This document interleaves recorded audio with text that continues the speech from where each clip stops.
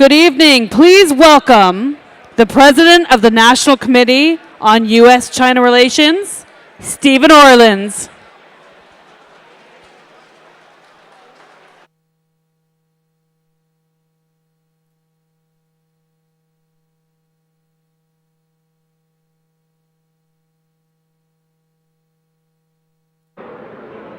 Let's see, I'll start calling out names to sit down since I recognize most of the people in the... Is this on? Testing?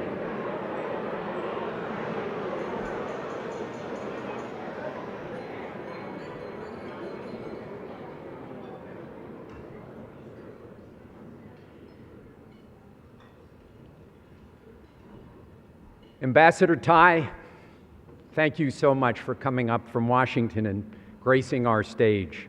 Secretaries Liu and Gutierrez, Chargé d'Affaires Xu and Dai, Ambassador Huang, Negroponte and Froman, colleagues and friends. As I look out at this packed room tonight, I can't help thinking of old lodgeskins from my all-time favorite movie, Little Big Man. Each time his prodigal son, played by Dustin Hoffman, returns, he says, "My heart soars like a hawk." When I look out at all of you, my heart soars like a hawk. I want to thank each and every one of you for coming. I'm also reminded of a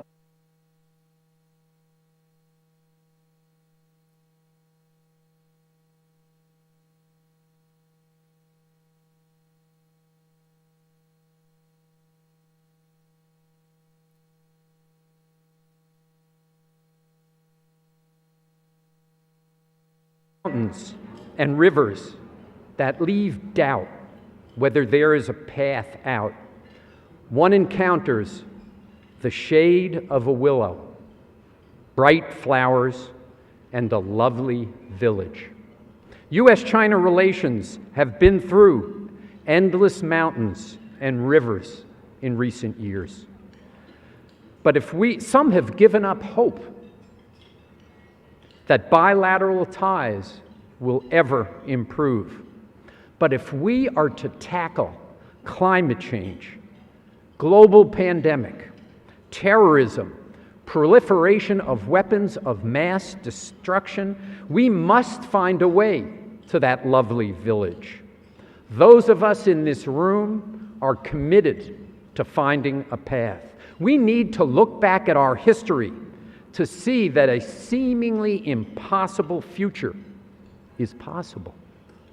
This year is the 50th anniversary of the Shanghai Communique, and the National Committee hosting the Chinese ping pong team in the United States. This trip, along with brave actions from great leaders, changed the narrative about how we and China can work together and build relationships through people-to-people exchanges.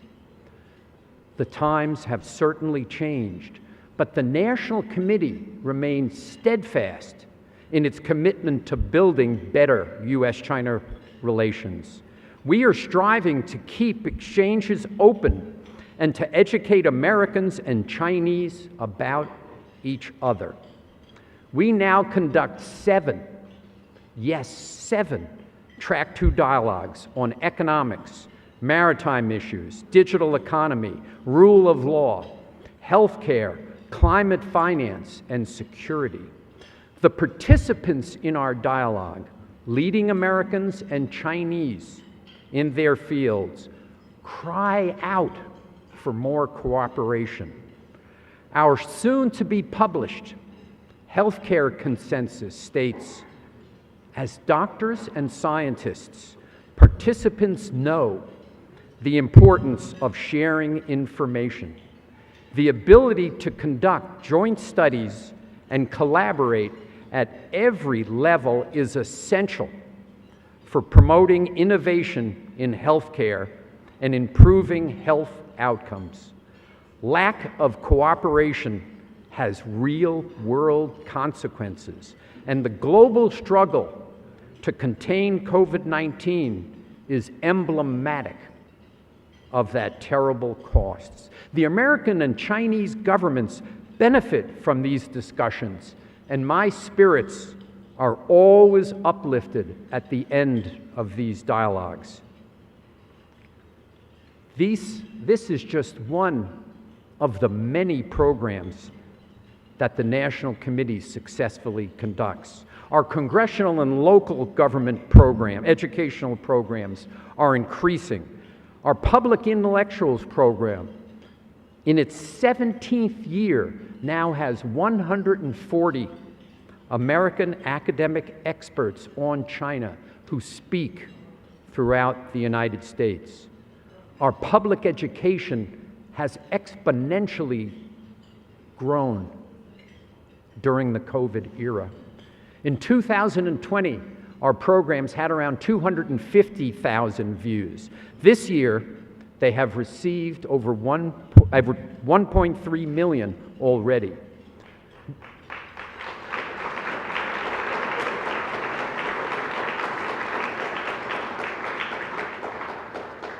We continue to address the anti-Chinese racism that is all too prevalent in our country's policies and corrodes our society. For those who haven't seen it, please go to our website and watch my interview of MIT professor Cheng Gang, who in my view is an American hero. None of these or our many other programs would be possible without the support of all of you in this room and our dedicated staff who every single day come up with ideas to strengthen the U.S.-China relationship and make the world a safer and more prosperous place. I want to single out Oisin Hennigan, Alex Guido, Jan Barris, and Meredith Mastrella for stepping into the breach to run this event when our Director of Development left us this past summer.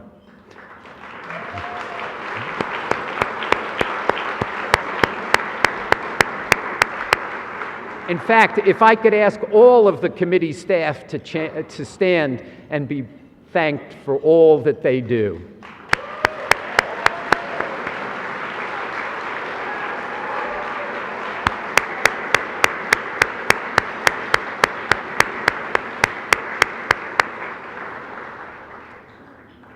You deserve that applause.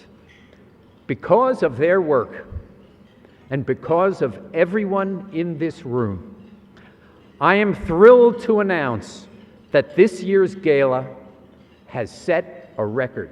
In fact, it set a record by quite a wide margin. We have raised at this dinner $3,085,000.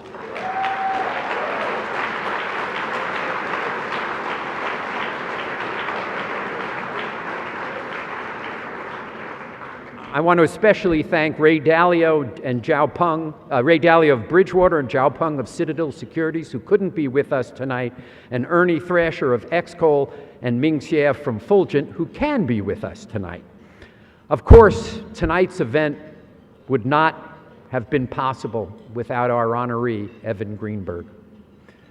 Evan has not only made tonight an unprecedented financial success, but he has also spoken and continues to speak out on the critical economic issues between the United States and China, as he will after dinner tonight. Thank you, Evan, so much for all you do for us and for the U.S.-China relationship.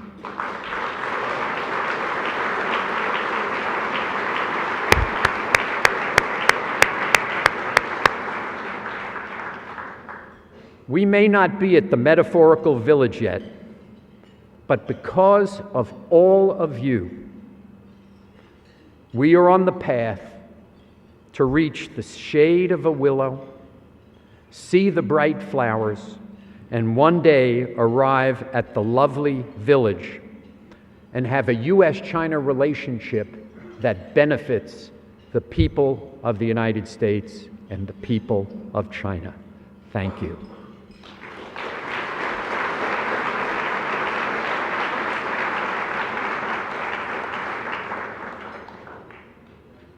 Permit me to just add a word before going on to the next part of our program. On Monday evening, a great servant of the American people and friend of the committee passed away. Former Secretary of Defense Ash Carter started our strategic dialogue in 1999 along with Secretary Bill Perry and was co-chair of the dialogue along with Steve Hadley when he sadly passed away. We will miss his wise counsel in these challenging times. Please turn your attention to the screen now and hear a message from someone who needs no introduction, Executive Vice Chair of the National Committee and our 56th Secretary of State, Dr. Henry Kissinger. I'm sorry that an unchangeable commitment prevents me from attending the Gala of the National Committee, which I have had the privilege to participate in on many occasions. In my thinking and in my experience, no relation is more essential to the peace of the world and to the progress of the world than the US-China relationship. The difficulty of it is that each society reflects its own inherent cultural background, but that these backgrounds are not always compatible in the treatment of issues. The United States looks at the world as a series of distinct problems that have to be solved case by case, and as each case is solved, the natural harmony of the world will reassert itself. The Chinese believe in a process in which each solution is an admissions ticket to another set of problems. So there are different perspectives at work. But at the same time, modern technology has become so complicated that a war conducted with high-tech weapons is probably beyond the capacity of the leadership of any country to contain. So the United States and China are obliged, almost condemned to coexistence, and its leaders have an essential obligation to work on this challenge as one of their basic tasks. Now, this evening honors Evan Greenberg, the son of a dear friend of mine, with whom I took many trips to China in the early stages of the US-China relationship. And I'm happy to say that the son has built on the achievements of his father, and Evan has made a significant intellectual contribution to understanding the nature of the economic relationship and going beyond it into how to reconcile politically countries of such necessities and such different histories. Evan has been an important leader in this field, and I have benefited from the programs he is supporting on behalf of the US Committee. So thank you all for permitting me to speak here and to use this occasion to stress before you the importance of what you are doing, a drift of the United States-Chinese relationship into constant confrontations will have the practical consequence that one of these confrontations will get out of hand. And so the current drift, which started in the previous administration, in the previous American administration, should be stopped and reversed. And Evan, thank you for the great contribution you're making. I'll benefit always from my conversations with you, and the country will benefit from the efforts of the committee, and the world will be grateful if US-China relations can be turned into a more positive and coherent direction. Thank you all.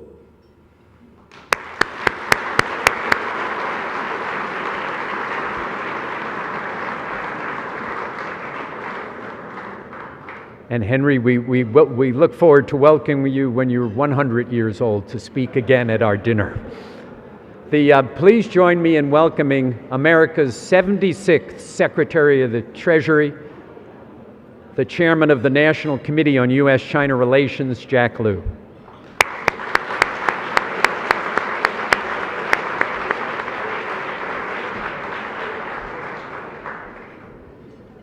Thank you, Steve, and welcome everyone this evening. Thank you for being here. We're fortunate to have United States Trade Representative Katherine with us tonight, and I look forward to a thought-provoking conversation. As a member of the President's Cabinet, Ambassador Tai is the principal trade advisor, negotiator, and spokesperson on U.S. trade policy. Prior to her unanimous Senate confirmation, Ambassador Tai spent most of her career in public service focusing on international economic diplomacy, monitoring, and enforcement. She previously served as Chief Trade Counsel and Trade Subcommittee Staff Director for the House Ways and Means Committee in the United States Congress, where we first met each other. Before transitioning to federal service, she practiced law in the private sector, clerked for district judges, and taught English in Guangzhou, China. We're grateful to Ambassador Tai for coming tonight, for being here tonight, and I welcome you to come up and join me in a conversation.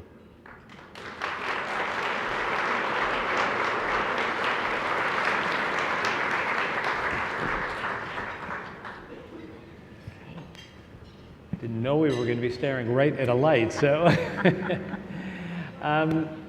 You know, Henry Kissinger's comments are a perfect starting point to a conversation. We live in a very uncertain world where there's both economic and geopolitical turbulence that, at least in my experience, is at a level that is more complicated with more nodes of risk than I've seen before. U.S. business executives have our relationship with China really at the top of mind. And I wanted to start by asking what the U.S. government is doing to ensure a stable and productive bilateral business environment. Well, Jack, it's wonderful to be here with you. And when you were introduced as the 76th Treasury Secretary for the United States, I felt very put in my place as only the 19th U.S. Trade Representative. But what an incredible opportunity it is to have this conversation with you tonight in person. I imagine these galas used to be a thing that happened all the time, and the last couple years have been disruptive for all of us. The amount of wisdom and experience in this room on China and the United States in this particular relationship, I think is really incredibly deep. And very inspiring, especially because we find ourselves in this relationship in the context of, as you say, a period of volatility, risk, I think fragility and brittleness that certainly I felt like in my lifetime is at the highest level I've experienced, and you know, as you've described in yours as well. So in this period, I think that it is an incredible priority that the Biden administration places on being strategic, effective, and clear-eyed and honest in our approach to just about everything, whether it's economic policy here at home, in terms of foreign relations, international economic policy, and certainly also this relationship. In terms of the business environment, you know, I think on this, again, the wisdom in this room, the experience runs very, very deep. I don't need to tell all of you, although I make it a point to remind everyone I talk to how important this US-China trade and economic relationship is. It is the relationship between the two largest economies in the world. It is profoundly consequential, not just for our economy here in the United States, our people, our workers, our businesses, but also for China and its economy, and frankly, because of the size and importance of both of these economies for the entire world. And so I think in terms of the experiences, the insights of the business community, what we really need is the same from you, clear-eyed honesty and communication around where you see opportunities, but especially at this time, where you see the challenges. For those of us who have been involved in US-China relations, trade and economic, and more broadly, I think we've seen, and you know, seeing Dr. Kissinger speak and hearing him just reminds us of that historical context and the growth and evolution of this particular relationship. I imagine, as I get a chance to speak to more of you, that there is a sense today that there is some aspect of the hope and optimism of decades past that we no longer have. And you know, on that I think that, again, with respect to the business community, we really need you to be honest with us. There is a sense of nostalgia, I know, that many have who have been working in this area, but that clear-eyed candor around today's situation is going to be extremely important to our ability to navigate this relationship responsibly over these next years. You know, the trade relationship between the US and China is a challenging one. It was challenging in my time at Treasury. It's challenging now. I wanted to ask you a two-part question. Okay. One, what would the ideal relationship between the United States and China look like? And you know, we hear a lot of reporting about discussions about the tariffs and questions about the impact of the tariffs. If you can talk to us a little bit about how that fits into the broader trade strategy. So on your first question, I think that's a really very interesting question around what the ideal relationship should be. I think essentially what you're asking is, what is the vision for where we are taking this relationship? And I think that's slightly different from the ideal. And I'm fighting against a little bit the premise of that question because, again, I think that there are traps in imagining what the ideal might be, because the reality today is less than what that ideal is. The fact of the matter is, in terms of the relationship between our economies, that there is an intense competition that is happening, and an increased sense of insecurity and vulnerability in this particular relationship. I think, from my view, in terms of where we are trying to go, with respect to this relationship, and then more broadly in terms of the global marketplace, in terms of the international trading system, what I have observed over the last years and few decades is an erosion of confidence. An erosion of confidence, certainly in the most recent few years, around that global economy that we took for granted working like clockwork that is disrupted in many ways right now. But beyond that, an erosion in the confidence that the global economy operates in a fair way. And I think around that second erosion, that erosion of confidence in the fairness of the competition, that the US-China trade relationship looms very, very large. And so in order to get to the place where we can build more confidence, I think we really have to take head on that aspect of the US-China trade and economic relationship. So when I worked on these issues as a public official, I came to be aware that there were two sides to that. There was what was done to us and what responsibility we had in our own economy. Can you talk a little bit about the kind of line between that? I mean, when I look back and say, what could we have done better over the years I was in government? We could have done more to make sure that the benefits of free trade were spread more equally through the economy. In a world where, and we'll talk about some of these issues more specifically, where tariffs are hurting consumers, but the fear of trade is so high that it's difficult to do anything about it. How do you kind of separate those issues? I think it's a great topic to think about what are the choices that we made along the way and where have we fallen short in terms of pursuing trade policies that are robustly supported here at home. But I think that, you know, trade, like so many things in life, it's a two-way street. It takes more than one to do this thing called trade and have a relationship. And so, you know, I also want to reflect, and I think that this is something where, again, many in this room will have their own experiences, but there are choices that China has made over time as well. And I think it is important to have this two-way conversation. There was a period of time when, rightly or wrongly, the outside world, including many in the United States, were hopeful to see reforms in China, economic reforms, political reforms, that did not end up happening.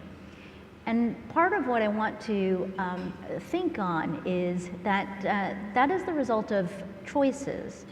I think it was a little bit less than 10 years ago that the business community, foreign business communities, including the American one, operating in China, started to issue reports indicating that concerns and anxieties around the business environment for foreign companies, how welcome foreign business felt in China, and that there was an erosion there in the feelings that things were positive or then that they were trending negative. So, you know, I think that in this particular moment where we are again hearing concerns from the business community around the operation and the role of state-owned enterprises in the Chinese economy, subsidies practices, preferences given through procurement practices, that there are really important conversations that need to be had, including with and between the business communities around how choices that we are making in each of our respective economies are impacting each other's opportunities and the opportunities for our people. Switching from US-China to our partners and allies that you've spent so much time focusing on, you've said that your office is in an era of engagement. Can you talk a little bit about what you and the administration are doing to strengthen ties, trade ties with other countries? Absolutely. It turns out that, and I think this is something that I'm realizing that you've probably known for a very long time, and it's not new for the people in this room, that there are a lot of things that make the world go round, but one of the most important things that makes the world go round, and that includes the economy, is relationships. And so in this era of engagement, and it's our office, but it's certainly at the direction of President Biden in terms of America being back and engaged with the rest of the world, I think we've also, as an administration, described it as an era of relentless diplomacy. It is about showing up. It is about engaging our partners, not just telling them about what we are thinking and doing, but even more importantly, listening to them about what their interests and priorities, anxieties, and hopes are. And working together on a vision for, again, how to rebuild a confidence in the global economy and that confidence and fairness in our trading system. I wanted to talk for a minute about CPTPP. Okay. And I won't put it in the in personal terms. As you know, I worked on TPP quite extensively. But former senior U.S. defense officials have advocated for America joining CPTPP. Is there any chance of that happening? So, you know, it's too bad the former defense officials aren't here, because the question that I would like to ask when I hear that is, what is it about the CPTPP that you think makes sense for us to pursue today? Because if it is about working with our allies, our partners, and our friends on economic engagement and working towards shared goals and interests, we are doing that right now through what our administration has launched, the Indo-Pacific Economic Framework. You know, what I have found over time is I imagine defense officials who I don't have as much opportunity to cross paths with, but certainly those in foreign policy and foreign relations, that when they talk and think about trade, they're sort of thinking in the macro and the large picture. We should be economically engaged. The fact of the matter is that, you know, you have people like me and my lawyers and my negotiators around, because what's in the details really matters. The devil is in the details, but the angels are also in those details. And from my perspective, you know, the distinction between what we are doing with the Indo-Pacific Economic Framework and what is now the CPTPP is context. The Indo-Pacific Economic Framework is the economic engagement program that the United States is bringing to friends and partners in the Indo-Pacific region that is fit for the purpose of engaging meaningfully today. And today in 2022, we are frankly still grappling with the effects of COVID.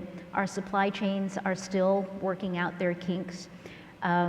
We have, on top of all of that, Russia's invasion of Ukraine and the impacts on world energy markets and food markets. What I hear from our trading partners through our era of engagement is the desire to find opportunities to work together to promote in our economies resilience, sustainability, and inclusion. And I think that these parameters are quite different from the pressures and the aspirations that we were pursuing just 5, 7, 10 years ago when we were negotiating what is now the CPTPP.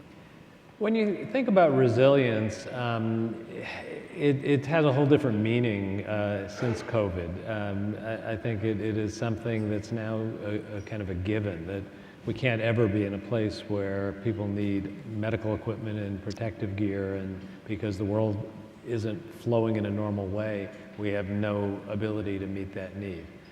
But at the same time, that doesn't mean we go completely to the other extreme and not engage with the world, or not even engage between the United States and China. How do you see balancing those two considerations and not having resilience become an excuse for breaking things apart?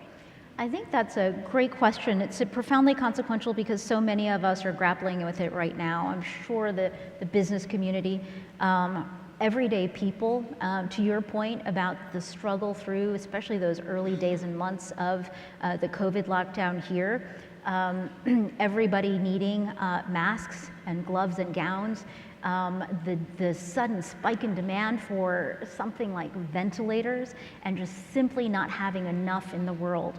On top of that, what we discovered was over the course of the last several years and decades of globalization, that the maximization of efficiencies meant that a lot of our production had become concentrated. And so a lot of our mask production, glove production, we found was concentrated in China. And at a time when China was the first country to lock down in response to COVID, that meant that there was a significant supply shortage and a shock for the rest of us.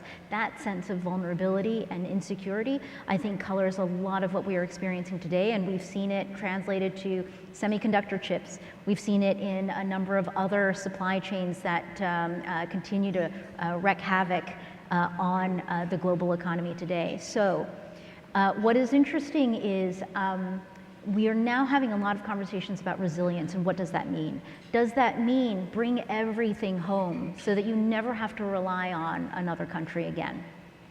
And I think that there are not that many people who are pursuing that particular vision. I don't think that's what resilience means, because frankly, if you bring everything home, you've created a concentration, right? Yeah. The same kind of concentration. So I think more broadly speaking, what we're talking about is we need more options and we need more choices.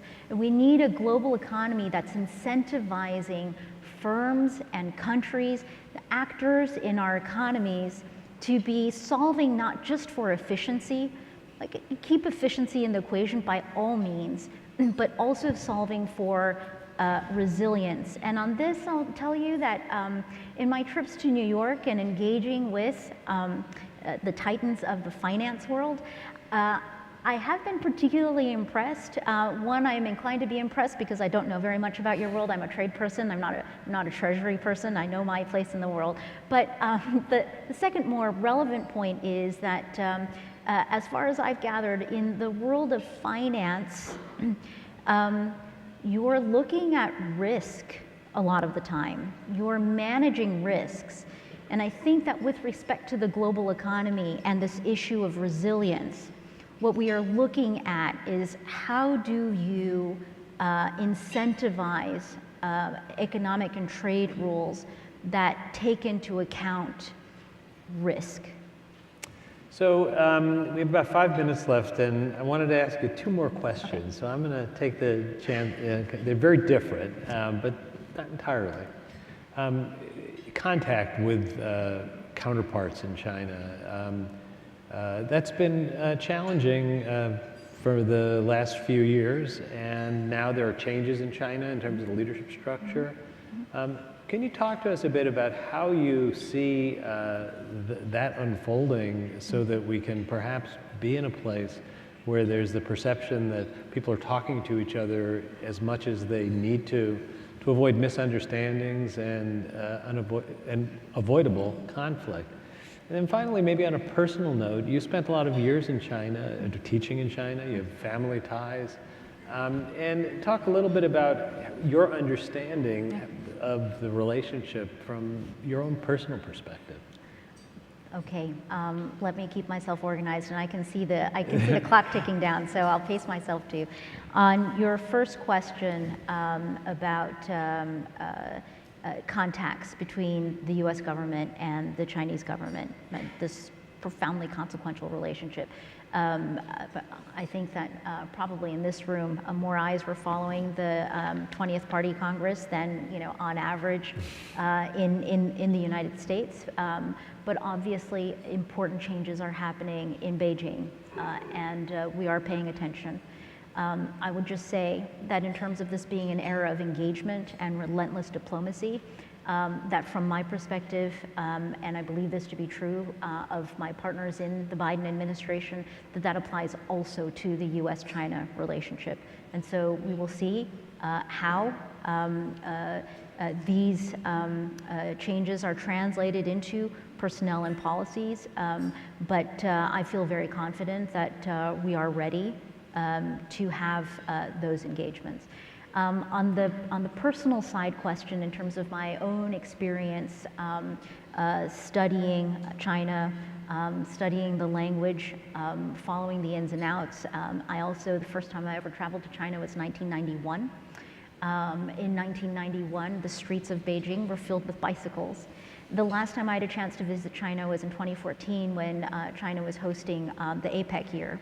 And it was, again, the meetings that I got to tag along to were in Beijing. And there were not that many bicycles that I saw on the streets. And in fact, what I saw something I'd never seen before, which was a gold-plated Bentley on the streets of Beijing. So, you know, a lot has changed in this time. And I guess what I would say is, in this moment, which is a consequential one, I think it is going to be really, really important for us to bring that sense of context and history. We are all products of our history. We are living in a world that is the product of a shared history in terms of this relationship. And I really want to impress with everyone this notion that nothing is predestined.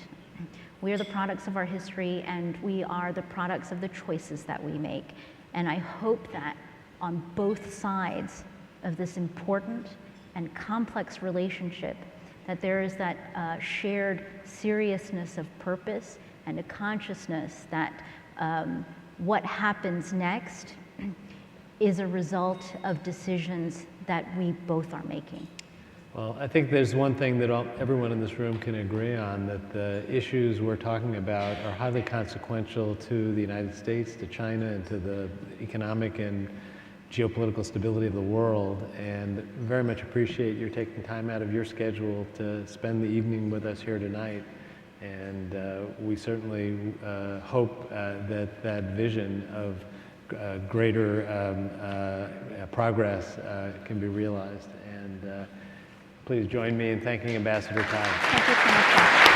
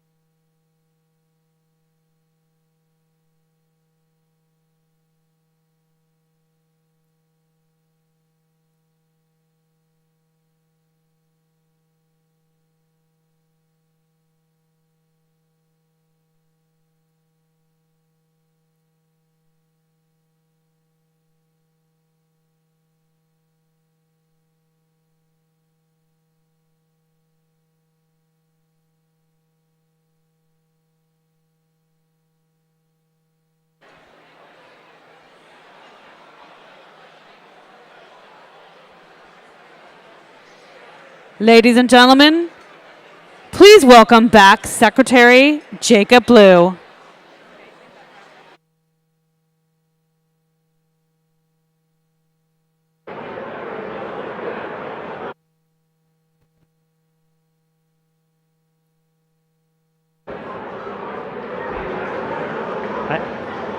I hate to interrupt everybody's dessert, but I know that as much as everyone enjoys dessert, they also enjoy ending promptly. So we're going to go back to the program, and I want to begin by thanking everyone for being here and for their support of the National Committee. The work we do would be impossible without the support of the people in this room, and I think there's never been a time when the work that we do is more important. So on behalf of everyone at the National Committee, thank you. We wouldn't have a program, we wouldn't have an evening like this without a committed and capable staff that works every day to execute on the program. From our president, Steve Orlins, to the senior leadership, Jan Barris and Meredith Mastrella, to the people who make things happen, like Alexander Guido, Usin Hininen, and Zachary Zublionis, and the people who are not on our staff but helped us put this event together, Garwood Events. Please join me in saying thank you to our great team.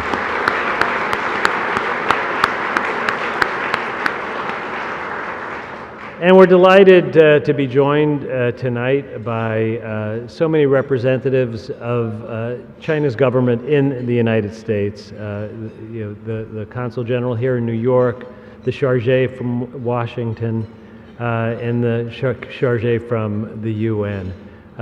Their presence here means a great deal to all of us.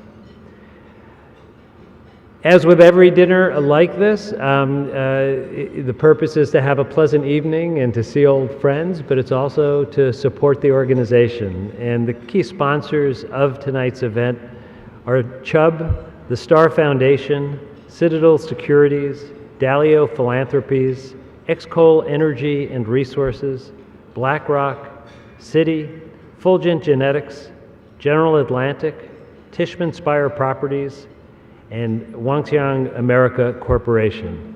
Thank you, each of you, for your support.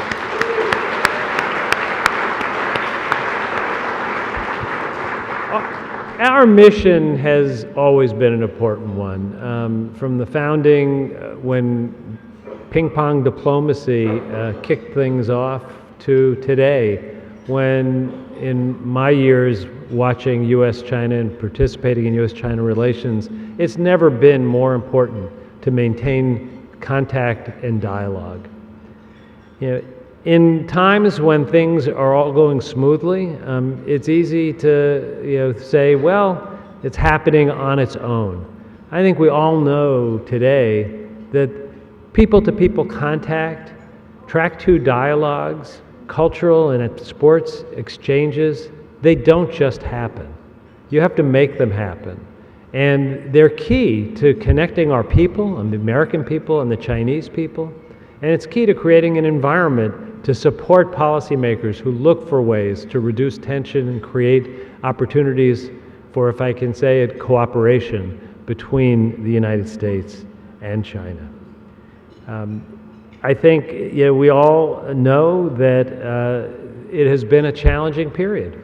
And that is why it is so important that we double down and do the work when it's hard to do, not just when it's easy to do. It's easy to forget that the whole world is watching our relationship. And we were talking at the dinner table that at the UN, everyone assumes that the United States and China will avoid conflict. Well, that can't be assumed. You have to make it a plan to avoid conflict. And you need to have a plan for how to do business together. And you need to talk and get to know each other. I think that the work that we do is important and will remain important, and we could not be more grateful to the people in this room for having the confidence in the National Committee to use the resources that you help us to raise wisely, and we're committed to earning that trust each and every year. I now have the distinct honor and the tradition of this dinner to read greetings from the President of the United States, and then afterwards to recognize a Chinese representative to do the same and read greetings from the President of China. I will begin by reading the letter from President Biden. I send my greetings to everyone gathered for the National Committee on U.S.-China Relations 2022 Gala Dinner. Since 1966, the National Committee on U.S.-China Relations has convened key officials, experts, and members of civil society to shed light on a wide range of issues and areas of cooperation between the United States and China. Both of our nations have an important role in addressing the global challenges of the 21st century, including tackling the climate crisis and strengthening health security across the globe.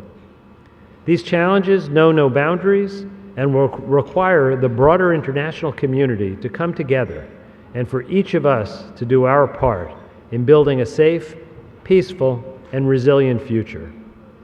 At the same time, my administration is focused on responsibly managing the competition between our two countries. The United States will continue to promote our vision of a free, open, secure, and prosperous world, invest in boosting American competitiveness globally, and partner with any nation that shares our basic belief that the rules-based order must remain the foundation for global peace and prosperity.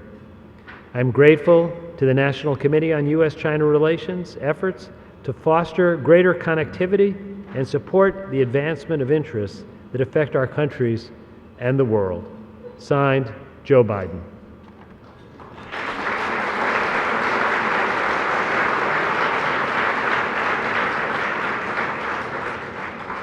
Next, I'm very pleased to welcome an old friend of the National Committee, Chargé d'Affaires Xueyuan, of the Embassy of the People's Republic of China in the United States.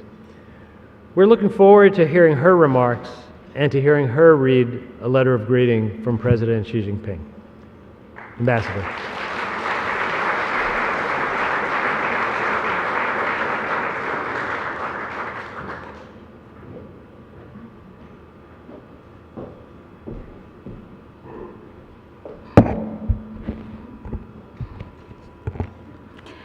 Good evening, everyone. It is such a great honor for me to represent Ambassador Qin Gang at this gala. First of all, I would like to read a congratulatory letter to the event from President Xi Jinping. Chair Liu and President Orlins, dear friends, on the occasion of the 2022 Gala Dinner of the National Committee on United States-China Relations, I wish to express my congratulations to Mr. Evan Greenberg to be the honoree. I also extend my appreciation to the National Committee and its members for your long-standing dedication to the growth of China-US relationship and exchanges and cooperation between our countries in various areas. The world today is neither tranquil nor stable. China and the United States are two major countries. Closer communication and cooperation between us will help bring greater stability and certainty to the world and promote world peace and development.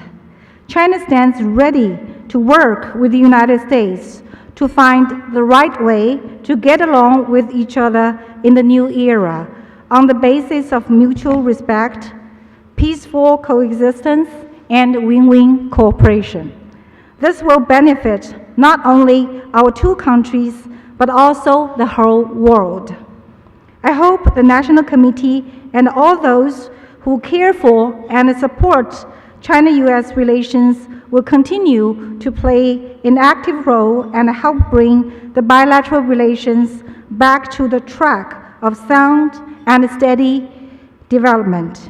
Xi Jinping, President, the People's Republic of China.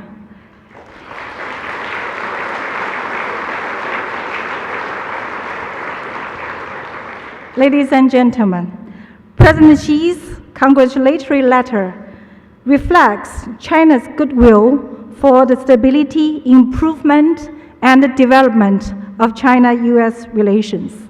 And this should point the direction for the two sides' joint efforts in the next stage.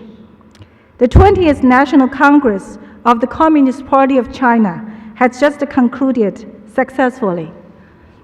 The Congress has set out the central task to advance the rejuvenation of the Chinese nation on all fronts through Chinese modernization, and made strategic plans for pursuing high-quality development, advancing whole process people's democracy, achieving common prosperity for all, promoting harmony between humanity and nature, building a human community with a shared future, etc.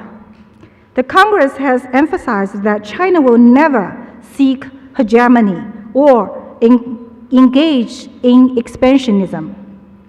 China is committed to its fundamental national policy of opening to the outside world and pursues a mutually beneficial strategy of opening up.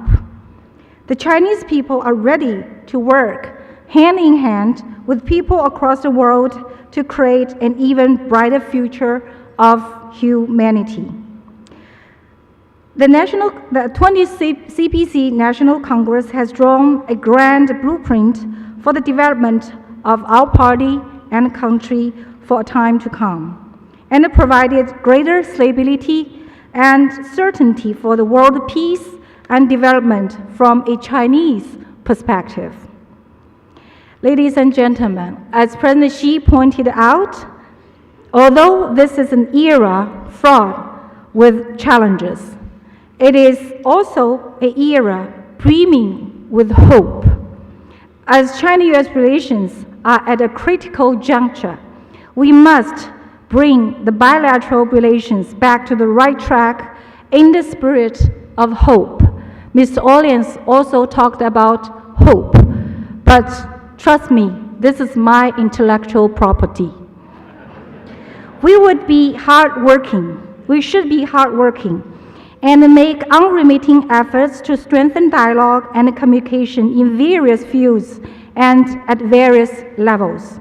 Avoid confrontation through dialogue, manage differences through communication, reduce misunderstandings and misjudgments, and enhance strategic mutual trust.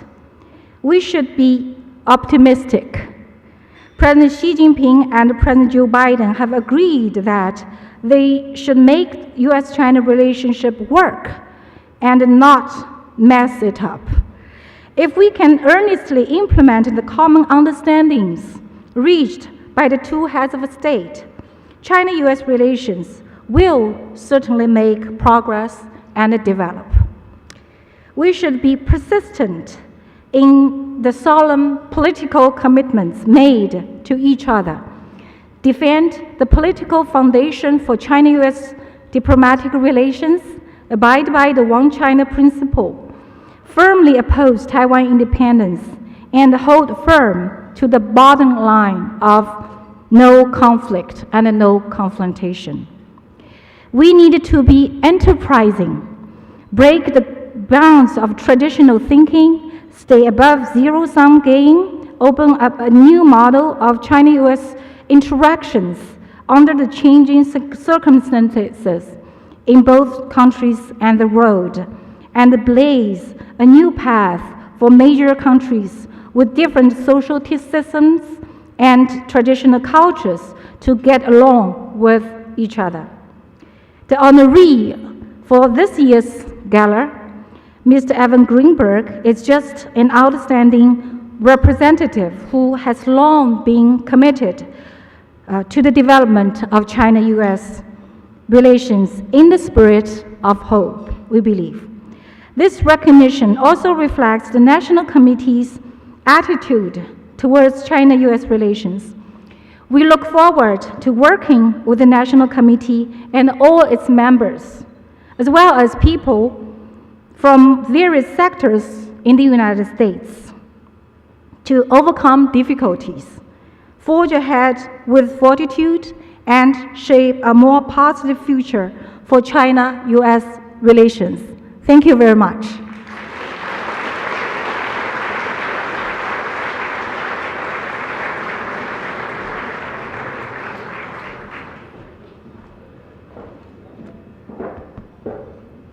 Well, I think one thing we can agree on is that hope should be in the public domain.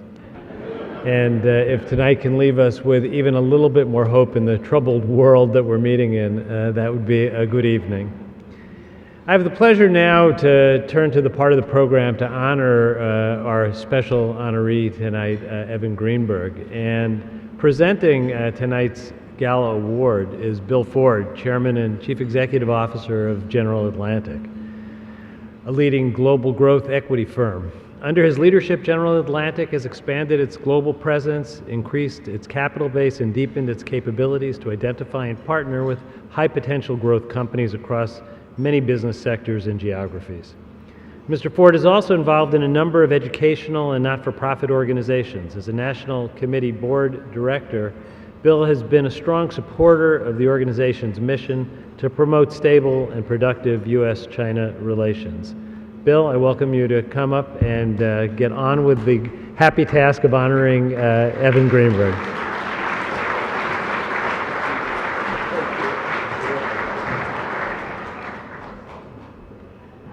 Thank you, Jack. Good evening, everybody. It's my great privilege to say a few words about this wonderful organization and to introduce this year's honoree, my longtime friend and National Committee Vice Chairman and respected business leader, Evan Greenberg. Since 1966, the National Committee on U.S.-China Relations has played a key role in developing our relationship with China. It was the National Committee that created ping pong diplomacy, hosting the Chinese table tennis team in 1972, and the first delegation from the People's Republic of China to visit the United States. It was in the same year that Secretary Kissinger and President Nixon visited China, on which occasion Nixon said, quote, "We are going to China because in 50 years we must be able to talk to one another," end quote. These words ring true 5 decades later. Over this time, the National Committee has remained steadfast in its mission to foster cooperation and connectivity between the U.S. and China, bringing together leaders from across a range of academia, business, religious, and civic fields. These goals have taken on new meaning as we navigate a decisive inflection point in the relationship between our two countries. China has just concluded its 20th Party Congress, naming new leaders that will shape China's policy agenda and worldview for years to come. Tensions between our two countries over security, national trade, and investment remain high, and the COVID-19 pandemic continues to limit the person-to-person, cross-border exchanges that have historically helped build mutual understanding. It's why, after all these years, the National Committee's mission can contribute to peace and prosperity in the years ahead between the world's two most powerful nations. Now, a few words about tonight's honoree, Evan Greenberg. Evan is one of the most successful CEOs of his generation, having built Chubb into a global insurance leader over the past 20 years. From its humble beginnings as Ace Insurance, Chubb is now a $40 billion revenue company with a market capitalization of nearly $85 billion. During the entirety of his business career, Evan has been a committed globalist who has invested substantial time and effort in knowing China. He has been an active member of the National Committee since 2009 and is deeply involved with many other important global organizations. He serves on the Board of Trustees of the Center for Strategic International Studies, as well as the Asia Society. He is an advisory board member of Tsinghua University's School of Economics and Management and a member of the Council of Foreign Relations. Evan's commitment to understanding global issues and China and his expertise in U.S.-China relations is unmatched. Just this summer, Evan delivered a highly important speech to the Center for Strategic Studies and the Peterson Institute that was widely covered by the Wall Street Journal and other important publications. In his speech, Evan commented, quote, "We must recommit to an interest-based approach to our economic relationship with China. I believe deeply that America is strengthened by having its companies compete and thrive in the global marketplace and in China," end quote. It is precisely this global perspective, acumen, and willingness to speak out on important issues that I admire so much in Evan. At this moment, voices like his are critically important to creating a more constructive dialogue between the U.S. and China. I share Evan's view that competition does not need to be adversarial. Rather, competition can nurture innovation and economic advancement. This belief is also rooted in my own experience as a global investor, which has only served to deepen my own conviction about the importance of engaging with China. Finally, it is because of the committee's work and leaders like Evan that there is a constructive path forward to rebuild collaboration between our two countries. With that, it is a privilege to honor Evan Greenberg tonight for his years of leadership at the National Committee and his dedication to advancing U.S.-China relations. Please join me in welcoming him to the podium.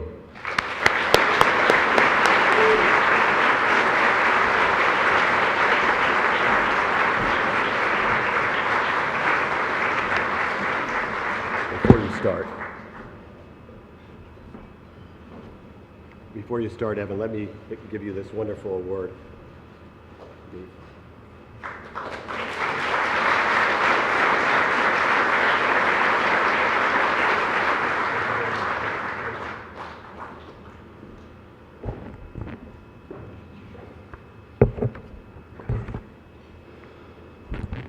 Well, distinguished guests, ladies and gentlemen, good evening, and I'm sincerely honored to be with you tonight.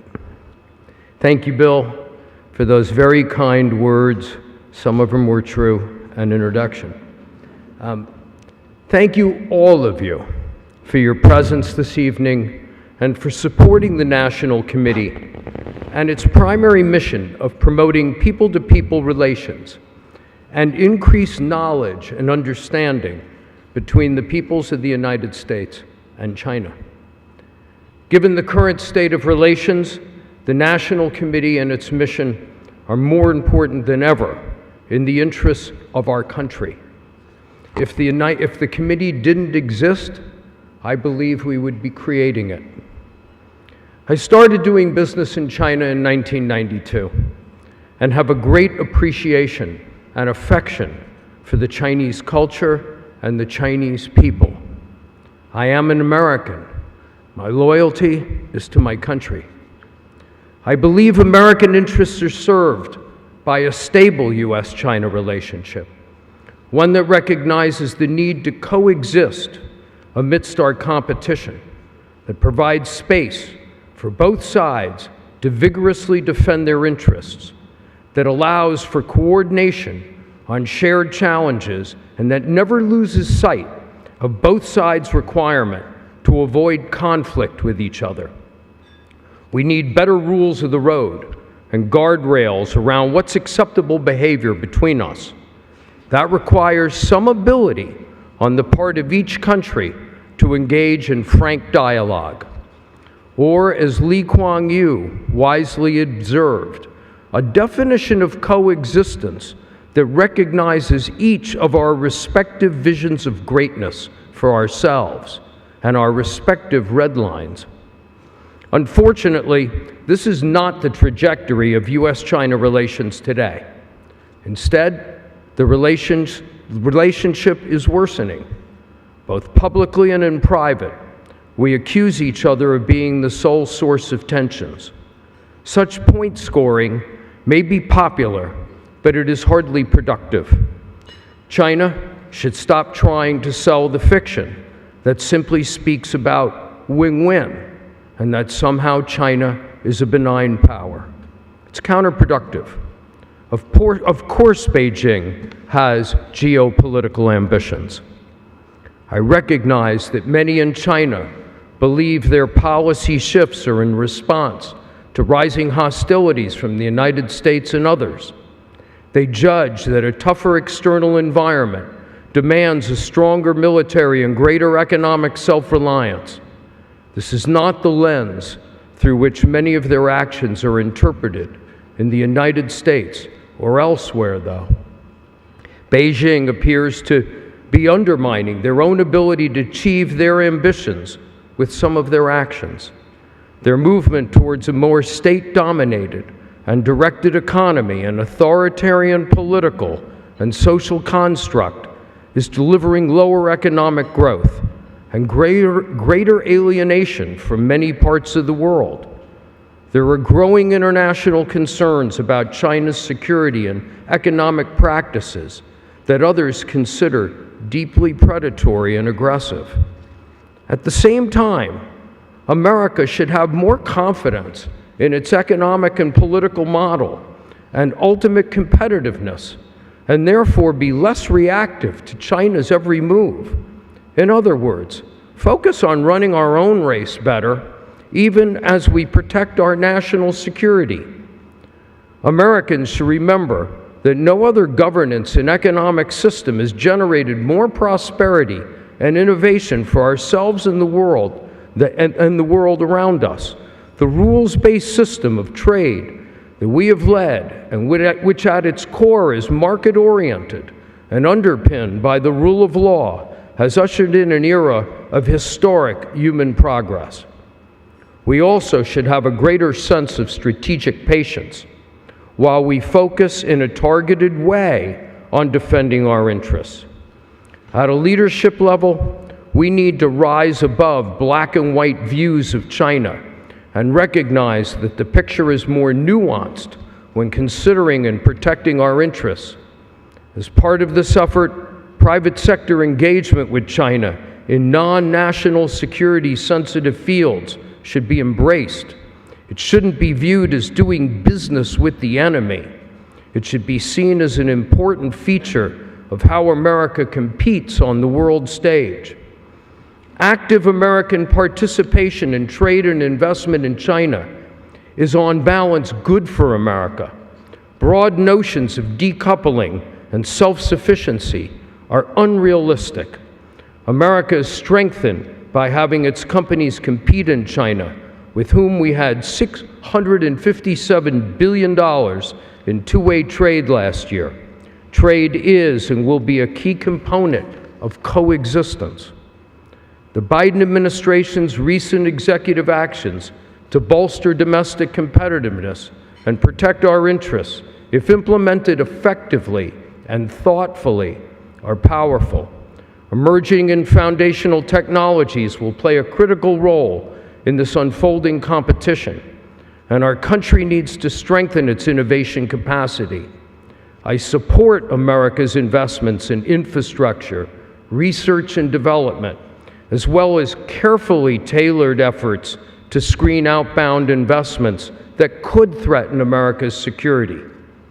I also recognize the need for the United States to protect certain advanced technologies, especially those that involve national security or represent certain leading-edge economic capabilities. To be effective, the United States will need to build a broad coalition. If we go down this road alone, we will undermine our future competitiveness. To me, for me, the question is not whether the United States should defend itself, but rather how it can do so most effectively. We must be able to protect our national security and our economic prosperity. Our economic strength is the foundation upon which our national security is in fact built. Washington should challenge China's predatory practices. We cannot tolerate China, but frankly, any country stealing or forcing the transfer of intellectual property, unreasonably aiding national champions, or unfairly flooding overseas markets. Reciprocity, in terms of mutual market access, is an important notion. Ultimately, China needs to achieve economic growth.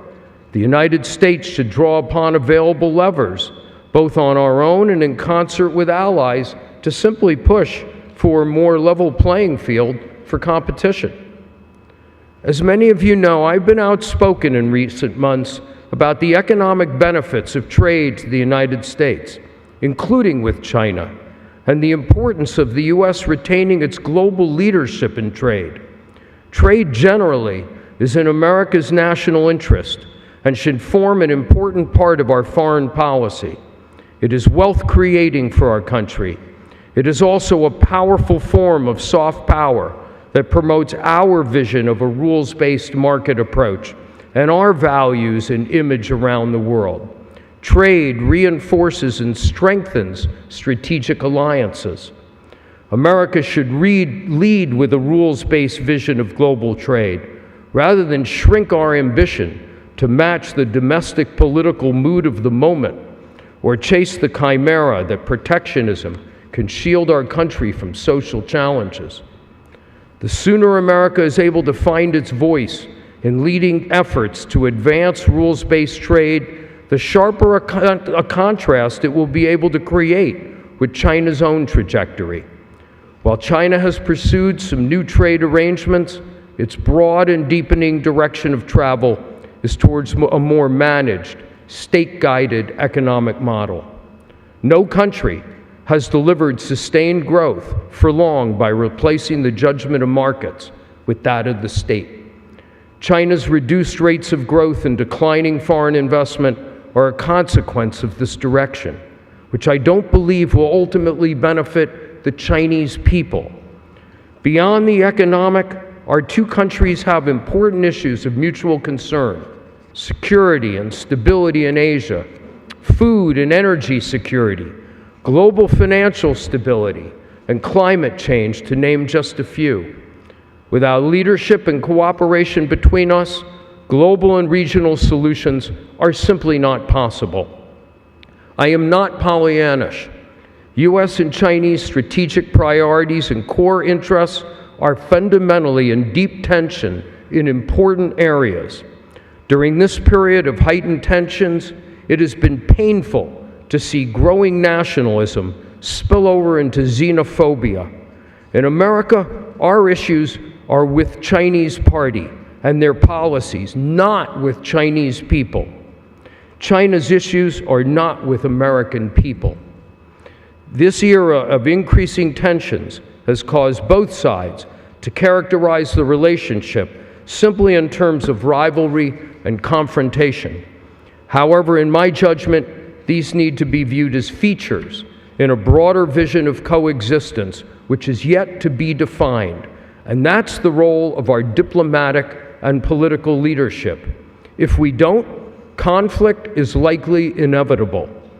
In the immediate term and on a tactical level, our nation's two leaders, when they meet, should try to draw a line under the relationship and set a tone that includes a modest agenda for cooperation and mechanisms for better communication. Such an effort at near-term stabilization will be necessary to create conditions for the longer-term work of forging a durable coexistence. This will not be easy, and it may not even be possible. We are two nations with different cultures, systems of government, and governance and vision for ourselves. China is an old civilization with a deep history and a different set of values from those of the West. Its values are more about collective rights versus individual rights, whereas in the West, it's about the sanctity of and respect for the individual. China has become a more Marxist authoritarian model of governance. Ours is a democracy. We have deep political differences that cannot be easily reconciled. The National Committee has an important opportunity to contribute to efforts to forge a more lasting coexistence. When you step back from the daily headlines and consider the essence of the overall relationship, it quickly becomes clear that the links between our two nations are forged by millions of activities of people in both countries on a daily basis, whether it's in trade, investment, science, education, or the arts. From Iowa soybeans exports to American and Chinese scientists working to counter climate change. to the exchange of artists and musicians to foster greater cultural awareness and appreciation. People-to-people exchanges are at the core of what the National Committee promotes, and ultimately, they are at the heart of deep nation-state ties and, frankly, humanity itself. There is only so much progress that can be made, though, while China remains fundamentally closed to travel. At this moment, this critical time in our relationship, when insight and current knowledge are so important about each other, we're relegated to Zoom for our information. This has to change. When it does, I am confident the National Committee will be there and ready to provide a venue for dialogue and the exchange of ideas and knowledge between our two people. The work has never been important. Thank you again for this honor, and thank you for your support of the National Committee.